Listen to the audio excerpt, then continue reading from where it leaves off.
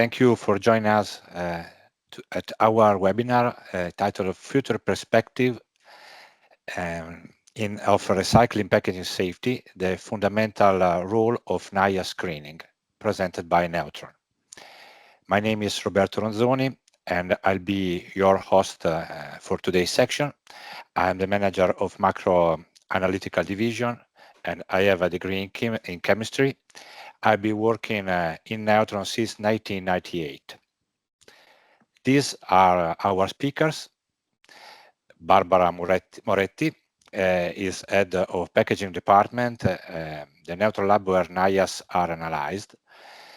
She has a chemistry degree and she's been working in Neutron since 1999. Then we have Jacopo Saccani, is our senior specialist in NIAS screening. He has a master's degree in food science and technology, and he's been working in Neutron since 2011. And then we are pleased to have Cristina Nerin in this webinar, full professor of analytical chemistry and director of GUIA at University of Zaragoza. Her main research is focused on food packaging interaction, identification and determination of chemical substances, intentionally and not intentionally added, released from packaging material.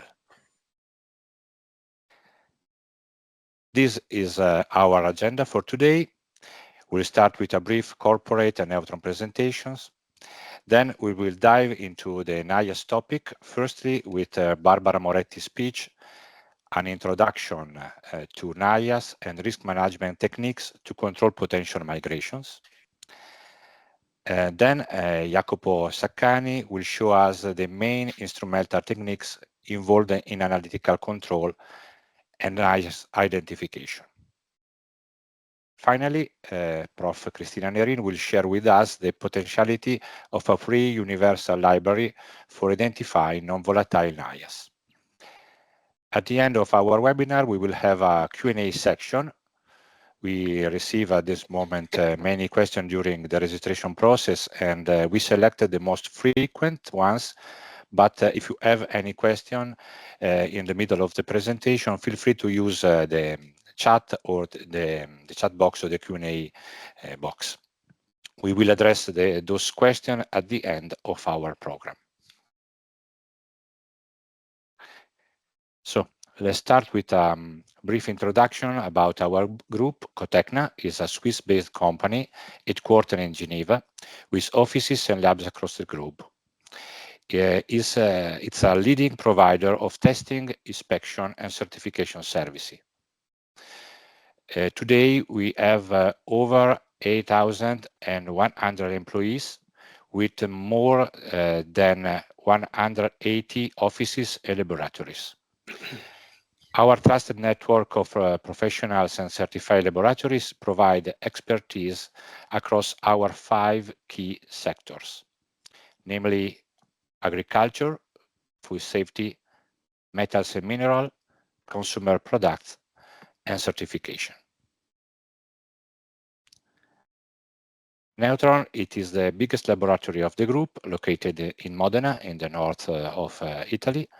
More than 550 employees work in 10,000 square meters laboratory by managing more than 1,000 samples per day and more than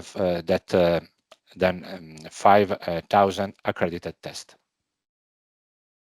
These are the field of our activity, which Neutron has activated during its 50 years of history in relation to market and in relation to customer requests. And now I leave the floor to Barbara Moretti for the first speech. Please, Barbara, the floor is yours. Thank you, Roberto, and good morning, everyone. We start with a short overview in European legislation. The food contact material have to be safe, and to guarantee the safety of the food package, the safety is performed by the following legislation. At first, the General Food Law, Regulation 178, establishes the principles of food legislation, and the packaging play a key role in containment and protection of the product from external damage and contamination. The framework regulation in food contact material is the regulation number 1935. It lays down the general safety principle for all food contact material. First of all, the food contact material must not endanger human health, and the packaging have to be produced as requested by Regulation 2023, called Good Manufacturing Practice, that applies to all stages in their manufacturing chain. Besides the general legislation, specific European Union measures exist for some food contact material, such as for plastic material. The Regulation 10 defines the rules and the migration limits.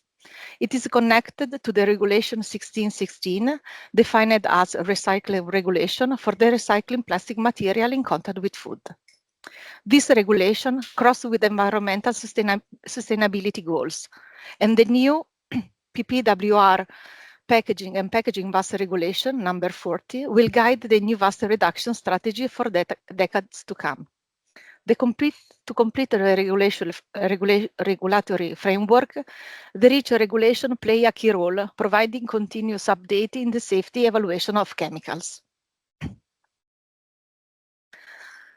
The food packaging will be safe and sustainable. This is the key point for the future challenge. This two regulation will be closely linked in the future. On the one hand, the framework regulation 1935 requires that the food contact material must be manufactured according to good manufacturing practice, and under normal or foreseeable use, they cannot transfer their components to the food in quantity that would endanger human health. After the food's composition, alter the food composition unacceptably or modify its sensory quality in terms of taste and smell. On the other, the PPWR, with a specific timeline implementation, aims to reduce packaging waste by imposing binding targets for reuse and increase the percentage of recycling in packaging, and limiting the use of certain type of single-use packaging. These objectives are essential for contributing to environmental sustainability and the conservation of natural sources. The specific measure to guarantee a safe plastic material in contact with food is defined in Regulation 10, with the last amending 351. The plastic must be manufactured using authorized substances reported in Annex 1 of the regulation, with a high degree of purity, where all of its constituents correspond to its identity, and it otherwise contains only a minor amount of not intentionally added substances.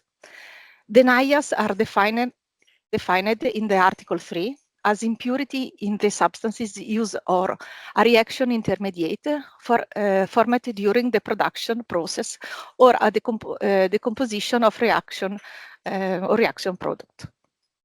If we consider a recycled material, it is possible to understand that there is a possibility to introduce new molecules that can migrate from the packaging to the food derived by origin and previous uses.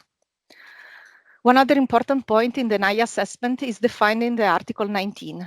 The substances not included in the Union list have to be evaluated in accordance with the internationally recognized scientific principle of the risk assessment.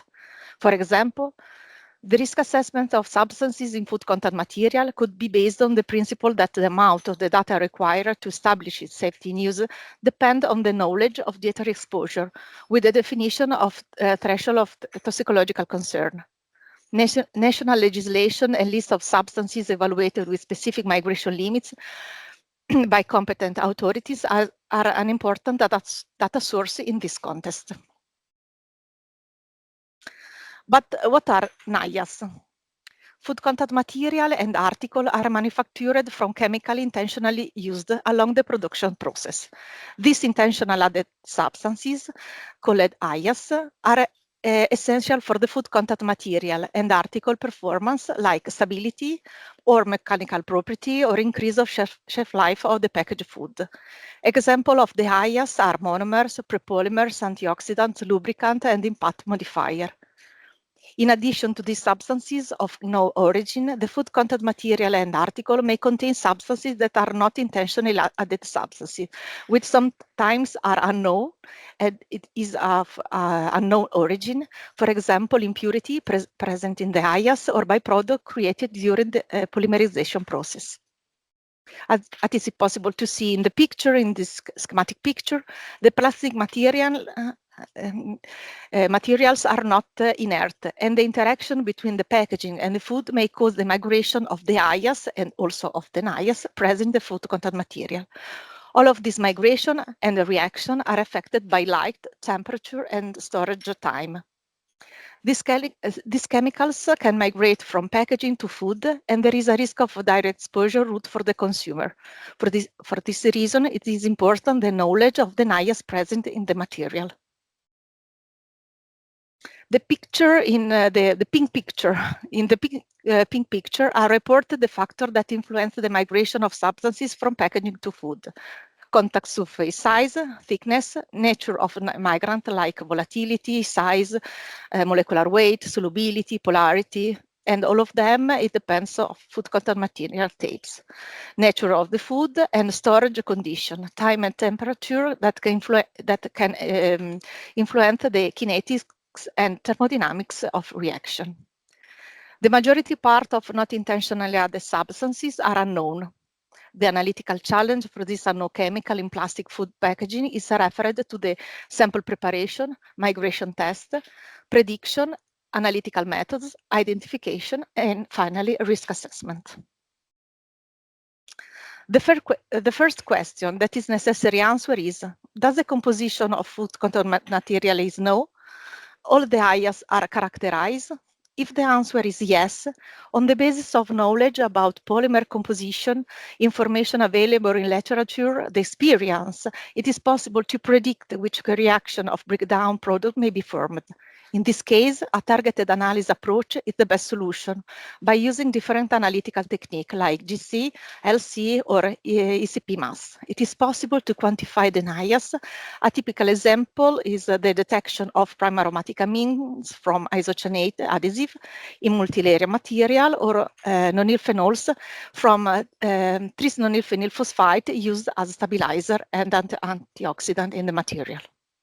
If the answer is no or not completely, the prediction, identification, and control of unknown NIAS is challenging, especially in recycled material because of their difficulty tracing their origin. In this case, the multi-technique approach may be a good starting point, and several analytical techniques may be involved for the analysis.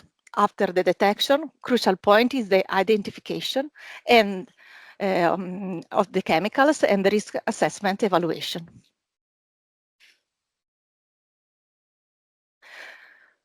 The typical NIAS design involves several steps. First of all, the extraction optimization, the choice of the worst case scenario or migration test, for example, selection of extraction solvent, selection of extraction time and temperature. All of them depends on the knowledge of the material composition and storage condition of end uses. All this information are an important starting point to define the best extraction condition. The detection may be different if we have to detect predictable or unpredictable NIAS, and targeted approach or screening approach are suggested. With targeted approach, we obtain a quantitative result, but with an untargeted approach, it is possible to obtain a semi-quantitative evaluation, and the identification of the chemical is mandatory. Finally, the risk assessment is based on specific migration limit evaluation and a threshold of toxicological concern concept that are the most applied tools by comparing the semi-quantitative concentration of the chemical compound with the estimated exposure limit.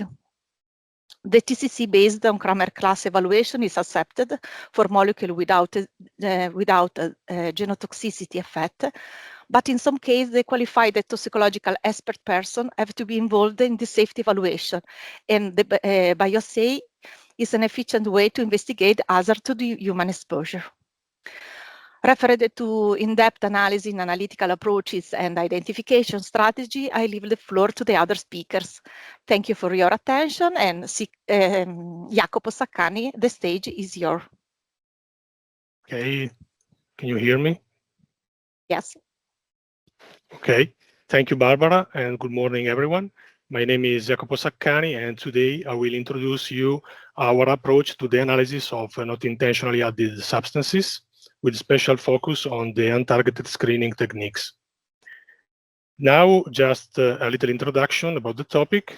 Talking about food contact materials, they can contain several thousand of chemicals, including starting substances like monomers, production aids, and additives. However, these chemicals often suffer transformation, and final food contact articles and material can contain novel compounds that can migrate into food.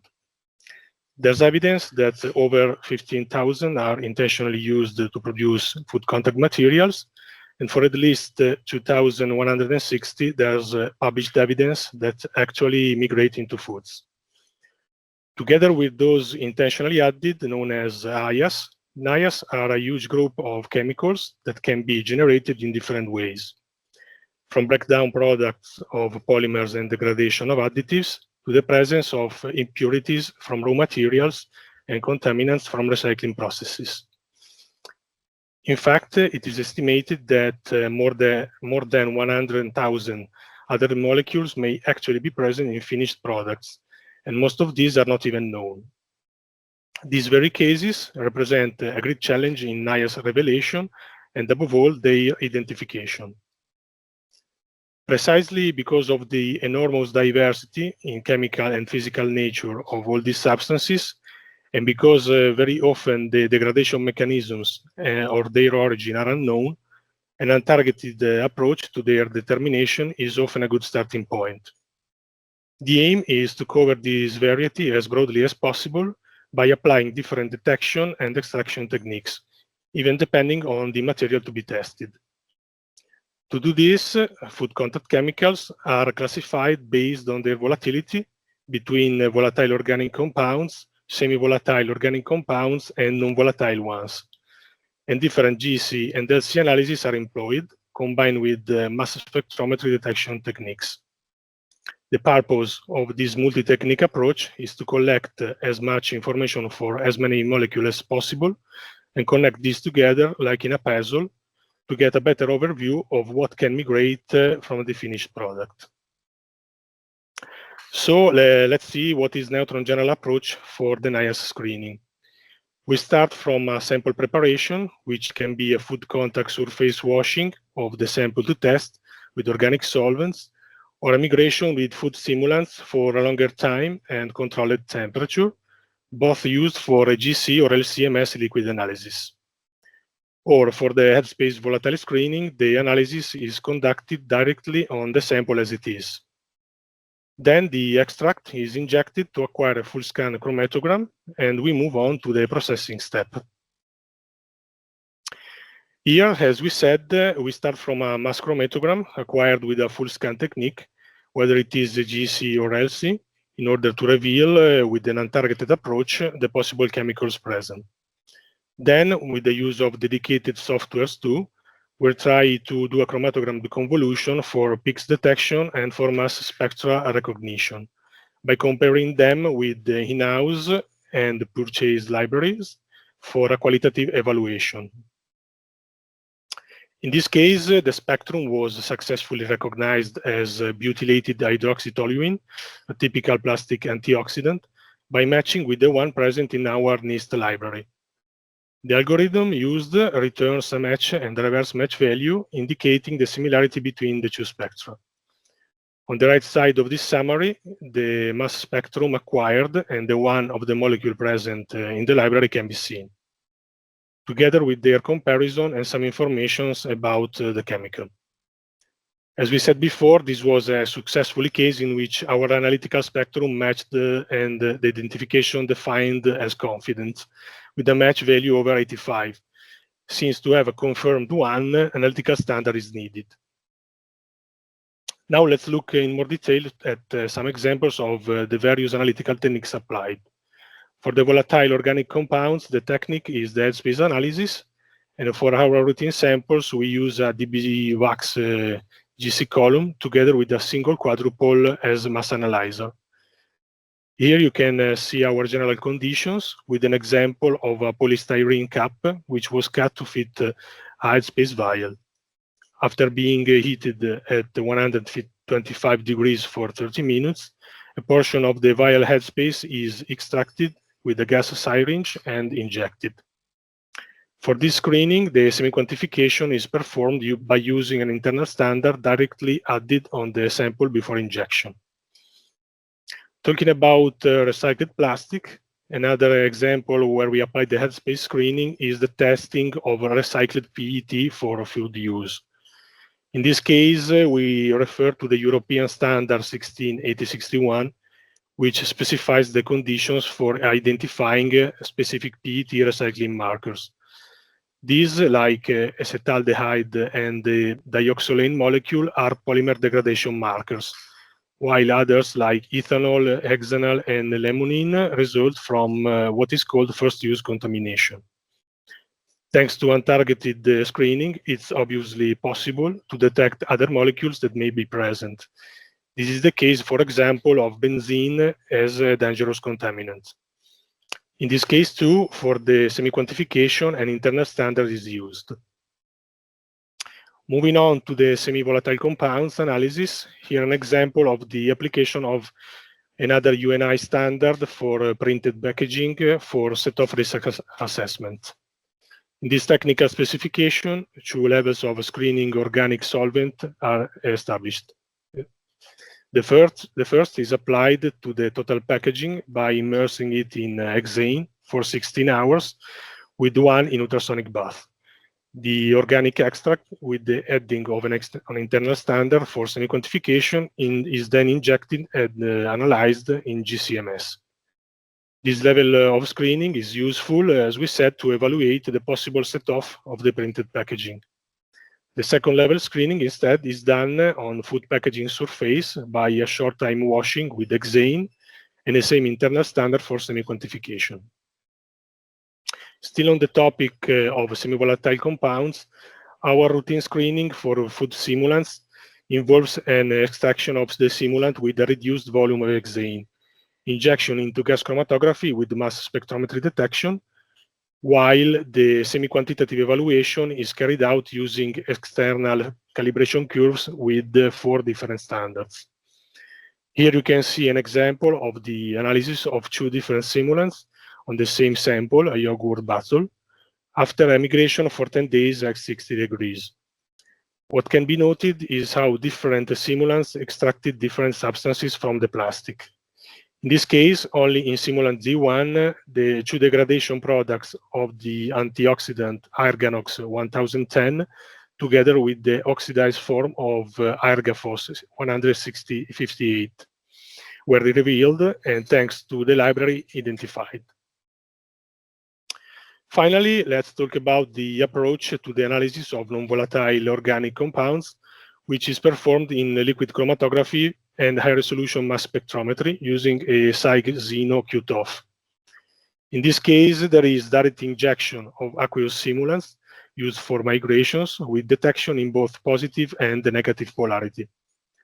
The use of 3 different internal standards during the injection allows a semi-quantitative evaluation of the substances found.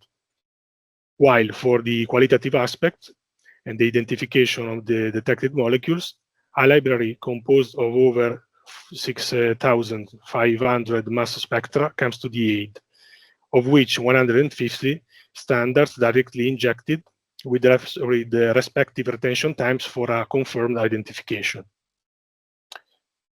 Now let's talk about a case study for non-volatile substances regarding an unknown peak found in a simulant migration of a multi-layer film.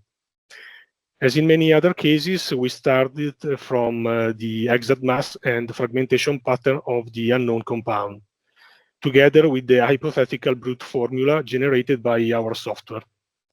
Then, thanks to a bibliographic research, in this article, we found a reference to a possible molecule that had the same mass and 2 possible fragments. which matched almost perfectly ours, with a mass error lower than 2.5 ppm. That was a quite good tentative for an hypothetical identification of the molecule. The next step, once having a structural formula as a possible candidate, was to use a fragmentation software to compare the hypothetical spectrum with the one obtained instrumentally. We were thus able to obtain further confirmation regarding the possible structure of the molecule, since the main fragments were recognized and it was possible to assign them a fragmentation structure. The final phase of this process involved the purchase of the standard of this molecule to finally have the confirmed identification. Now, to conclude, a few considerations on the attempts to identify unknown molecules.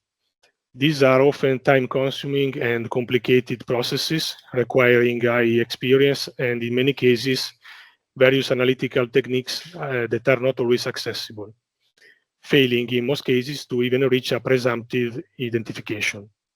The result is therefore that of having a high amount of unidentified substances, which also creates risk assessment problems. So a possible solution could be, for example, having more performing instruments to reach more accurate data, and most of all, universal spectral libraries, updated and accessible, provided with the retention indices too for more accurate identification. But for this topic, I have the honor of giving the floor to the next speaker, Professor Christina Nerin. Thank you for your attention.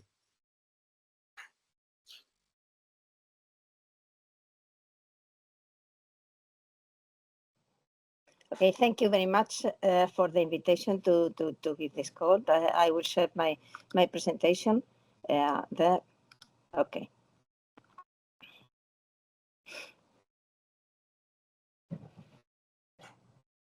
Okay, I will talk about the work we are doing now to build a free universal library for identifying non-intentionally added substances from food contact materials. You see here that the workflow, okay, for analytical work, for at left you see the volatile and semi-volatile substances, and at right for non-volatile ones. Have circled what I think it is the main bottleneck and the main point, and probably the most difficult one, is the identification and confirmation of the identity of the substances, and especially for non-volatile substances. As you can see, how many details we need just to analyze them by high-resolution MS. Then, okay, I will show you what we are doing now. This is just an example of the GCMS chromatogram in a real sample where we can find the forest of peaks. Usually, the identification of volatiles and semi-volatile substances is not a problem because we have good commercial libraries, the NIAS, the Wiley libraries, which are usually in our computer together with the GCMS, and then facilitate the identification. But what happens when we have the forest of peaks? It's always not difficult to identify them, but it is a very, very high time consuming. Then we started to work with the quite okay semi-automatic system, in which this is just a case study in which we have applied first okay the new library, the new system, and using the MS-Dial. MS-Dial is a free of charge software available for everybody in internet, and okay, it's very useful to identify in an automatic manner okay, all the forest peaks, the peaks in the forest of the chromatogram. So, okay, we need some tools and some details just to apply and to get the right solution. I will show you. Then you can see in this flowchart a diagram for the MS dial processing process, what we have done and already published in detail how to deal with and how to do that. So the first step is done at laboratory scale. And in the laboratory, we have to analyze the sample, of course, to inject into the GCMS. We have to prepare the quality control system. This means that this quality control is usually a pool of samples, just to refine the system. Of course, we need for retention indices, we need to inject as well the alkane solution, for example, for volatile substances. And also we have to incorporate the library, and the library we have. In this case, working with the volatile substances, we have incorporated the NIAS library. But okay, this is the version we incorporated, but you can upload whatever you want. Then we have to convert the system to all these steps, and then we have to convert them into the language that the MSTL can read and I can process. Then this is the converted. We convert the raw chromatograms, and we convert the library, the MS library as well.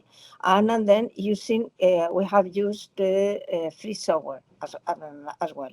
And then we upload everything into the MS dial. The MS dial, of course, after converting, we have the compound chromatograms, and we have the retention indices, we have the library and so on, and then we get the solution. This is, okay, save of time, incredible save of time, when you have many peaks in the chromatogram that you need to identify.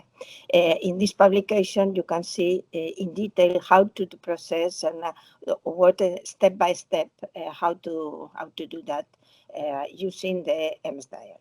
This was the first step we did, but the problem usually, okay, you can see here just an overview of the result. As an example of the result of my MS style. You can apply different filters.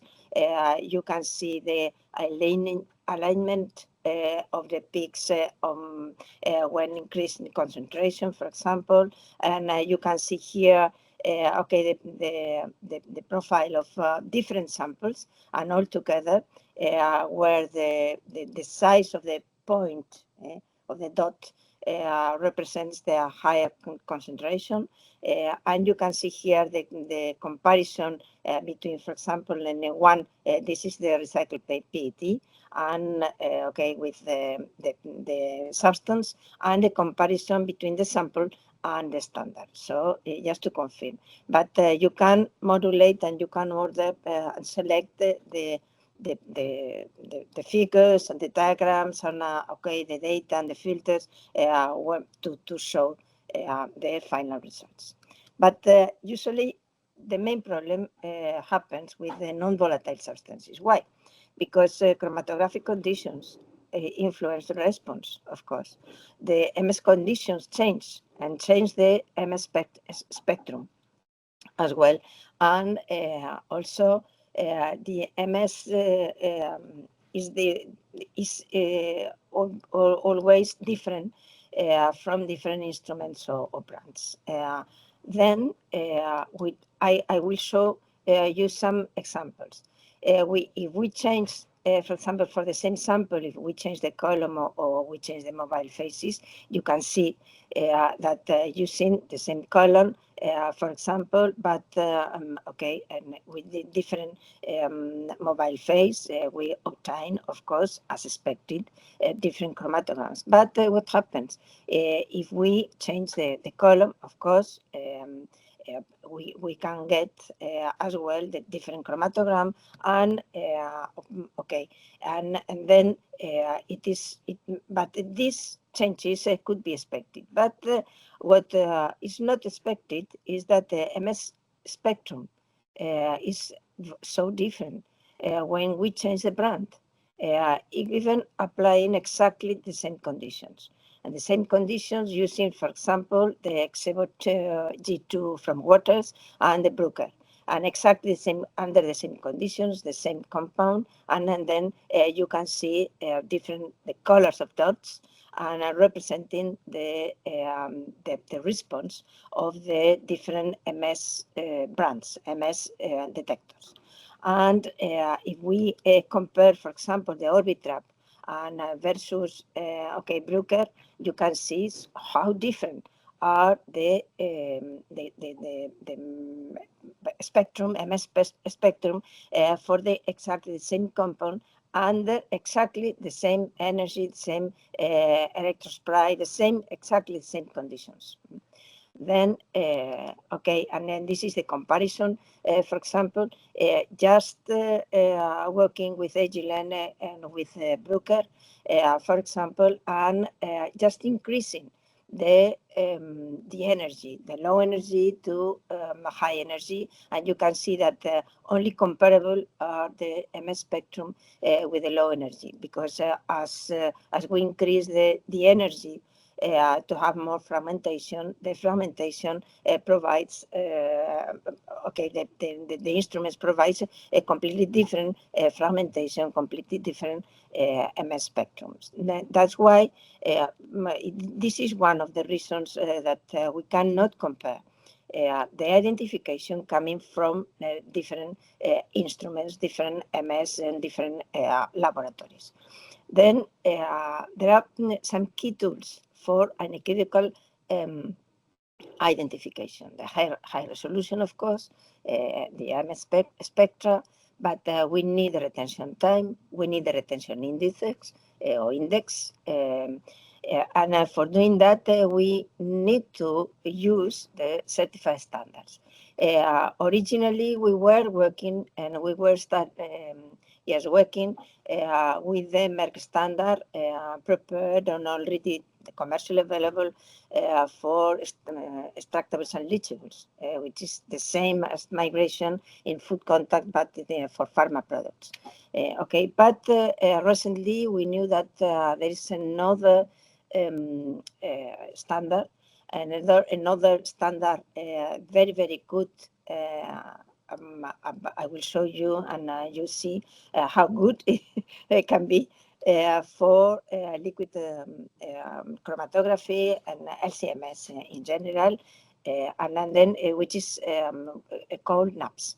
And of course, we need the ion mobility values because it's that provides the collision cross section. This is a number which is a big help for identification. And it is very important because this parameter is completely independent on the instrument, but it is also completely independent on the chromatography. So as mentioned before, then every detector provides different, from different brands, provide different MS spectrum, but this doesn't happen with the ion mobility values. So because of that, I think that this parameter is essential, and it's very, very important to confirm and to identify the compound and to confirm their identification. Also, working with all together with these parameters and these tools, we are building now an universal library for food contact materials, but free of charge. And the purpose is that everybody, once we disseminate and we launch into the public domain this library, everybody will use it for identification. But the basis of this library is what we have already done. We had, in principle, as usually every user has working with high resolution MS, the in-house library, using the certified peer standards in our laboratory and the experimental, the CCS values, the ion mobility values. Then we have merged this experimental library with the very wide library from migration from food contact materials that the Food Packaging Forum published. Okay, you have the links here, and then this library, once refined, because there are many repetitions, contains more than around 10,000 compounds specific for food packaging materials. And then but this library was built for toxicity values. Then if you access to these libraries, you will find the origin, the material from which the compound was done or was published, and so on, and the toxicity concern. But there were not any analytical tool. Then we have implemented and improved these databases with our library, and also with a MOL file with a retention time, in some cases predicted retention time, and with the CCS values, part of experimental, but the others predicted. We developed software in my lab to predict that, and we validated this software, this prediction software, versus about 700 experimental values. Then the error of the prediction is very low, very low for retention time, and very low as well for the CCS values. Then we have now a very big library, which is the basis and will be the basis for the for developing the free of charge universal library. Now contains more than 10,000 compounds with the CCS values, with retention time in library, and so on. Independently, we have, because we assume that not everybody has the mobility tool in the high resolution MS, and then we have done also, and this is again in the public domain nowadays, with the experimental library in both positive and negative initiation step. Then this is just an example to show you what we have done, and the profile, and the view of the library. Then the library provide us not only the formula, the name, but also the adducts, the proton adducts, and the values for proton adducts and for sodiated adducts. Okay. And you can see the retention time, the CCS values, and also for each of the adults. Then this is just of a comparison. Just to show you the similarity on the experimental for retention time for the CCS values, and the experimental one and the theoretical one using the standard. And you can see how close and how low is the error in both cases, and in retention, both in retention time and in the CCS values. Then, and then this helps, of course, for identification of unknowns.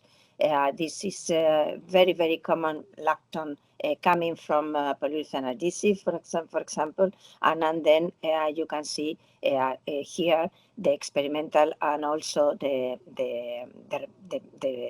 theoretical, the nominal or the theoretical ones. When we started working with a high resolution many years ago, there was not commercially available this compound. So we isolated and purified, calculated and obtained the structure by NMR, and then used in the system for the confirmation, identification, and so on. And that's why we had already the pure standard. Nowadays, this standard is commercially available. Okay, then I will show you.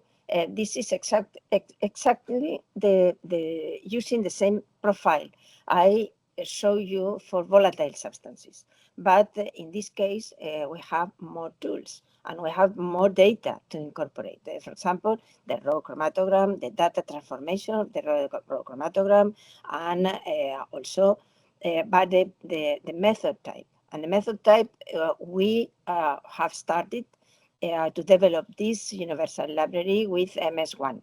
But okay, we want to use the full system. Then okay, the MS-MES, okay, the predicted or not predicted, the MS-MES, the direct, and also the to incorporate the ion mobility values with the CCS values. Then we are now okay, working and playing with the library, the in-house library containing nowadays about 800 substances. It is working, and it works well. Okay, the library. The purpose is not using only our library. Because we understand that and we know that other laboratories have also other libraries from Bruker, for example, even Orbitrap and also SciEx. And then the intention is just to ask, we have selected other laboratories, and we are now a group of 4 laboratories. We are trying to merge all libraries in only one, to delete or to refine, because for sure that there will be many repetitions. And then with this one merged library uploaded into the MS-DIAL and refine, okay, everything. For doing that, of course, we need the transform the database transformation, as I have explained before, and finally we will have the old system into the same language that the MS-DIAL can accept. For doing that, we are imposing several conditions. The using electrospray ionization, using only 2 types of mobile phase, the acetonitrile water and methanol water, and only with 0.1% of formic acid as modifier. We are now working at the moment with a positive mode, and we inject a certified standard, and we are using both standards I mentioned, and okay, we have to prepare the pool of samples and inject them under these conditions, and run everything and upload the data into the MS-DIAL. Then this is okay, the standard of Merck you have in the Merck website, and it's commercially available. Contains the for positive mode, for negative mode, and in some cases some semi-volatile substances as well. But okay, what is the NAV standard? This is a pyridine sulfonate derivative, in which okay, we have it is available for negative and for positive, but for positive one, and the standard contains increasing number of carbons from N to from 0 to 19. Okay, this has been developed by the National Research Council of Canada, and you can buy directly, and you can ask them directly the standard, and they supply the standard if you pay, of course. And then this is just the profile of this standard. In methanol water and in the acetonitrile water. Oh, there's an error there. This C, okay, should be deleted. Okay, in the cutoff, and then these are retention indices. Then we will use this standard as we are using now the alkanes for volatiles, the semi-volatile substances in GCMS, then we have to refine probably the formula for getting the retention indices for this standard. So I will show you one short example, one case study in which we have applied all these basic conditions. Using the UHPM PLC, the Qt of MS, and then integration of open source tools using the in silico and MS libraries. Test the applicability of the MS libraries, considering also the chromatography, considering the non-compounds for retention indices, for example, and use the MS1 libraries at the moment, and applying simple modifiers, the formic acid, as I mentioned, and considering both the sodiated and the proton adducts, and compare the results and the findings.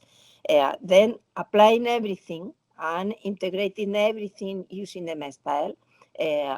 We can have all the results. You can see that the initial one provide us the identification of more than 100 substances. Second, when we apply some identification, with MS style, only MS accuracy, then we reduce considerably the number of substances we can identify. But applying the MS style and with this identification, then we have only 20. So imagine the differences. And the difference is when we apply not only the data for accuracy, but also the identification. And we need here, on top of that, to apply the retention indices that in this simple work and an example we didn't apply yet because we didn't get at that moment we didn't get the standards. Now we have them. So both libraries were successfully integrated. The chromatography is a parameter that should be always considered for proper identification. Also, the retention indices and the CCS values are very, very important to improve significantly the validity of the identification. And also, this is just an example of the work we are doing. Now we are testing, not only with the NAPS standards, but and the retention indices, but also testing the very big library. Testing the big library requires that we need more computer, more computer power, just to move more than 10,000 compounds on top of the NAPS and on top of the sample, the control, sample control, and everything. And also, but we have, in principle, we have good results. And that's all. Just to show you the group, research group at the university, and the list more or less of projects that finance the research. And thank you very much for your attention. Okay. Thank you, Cristina. Thank you also to Barbara and Jacopo. Thank you to all for your interesting scientific presentation. So now we can open the Q&A section. We receive different section. The different question, pardon, and we select the most frequent. Okay, this is the first. How can we find the risk analysis in a declaration of conformity? So, Barbara, would you try to? Okay. Yes. I try to answer.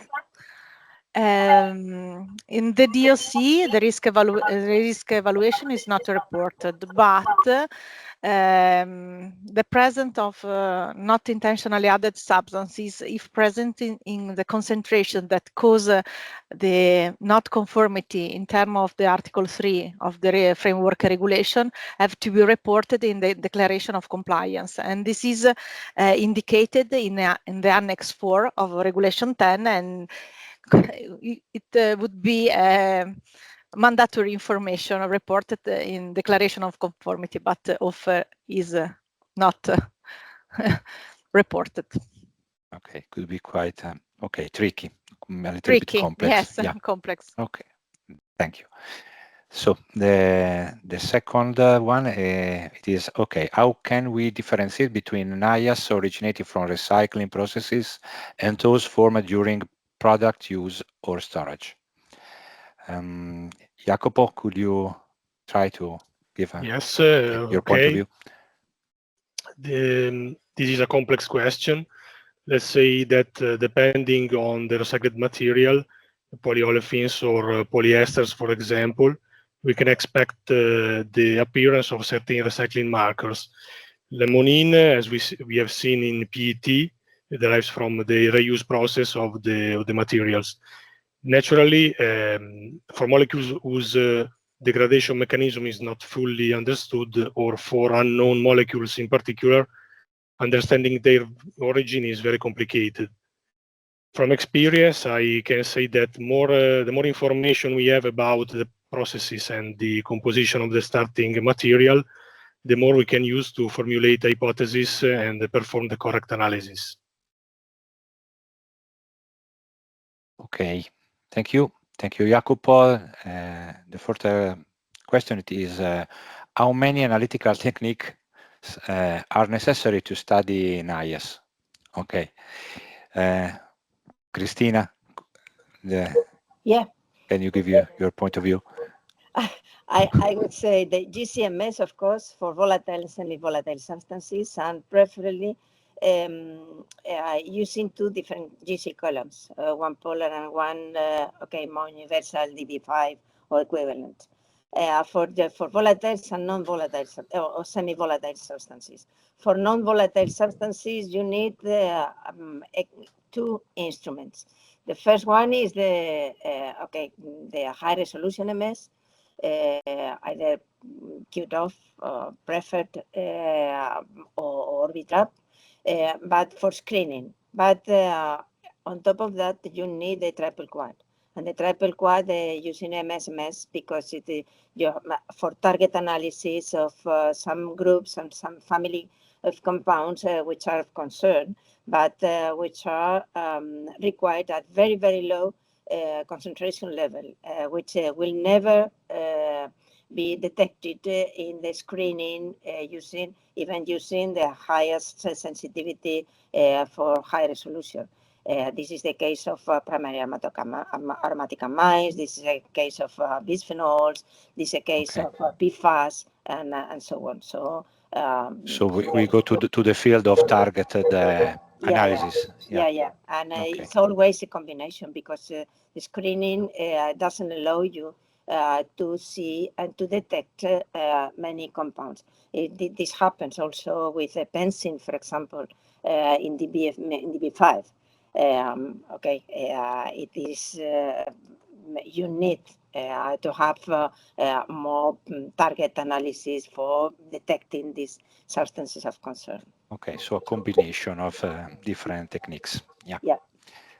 So the last question. The last question is, how can we access to the free library and integrate it with our software? So clearly for you, Cristina, again. Yeah, but I would say this is not necessarily to integrate into your software. Of course, in your computer. because it's the M-style is free of charge.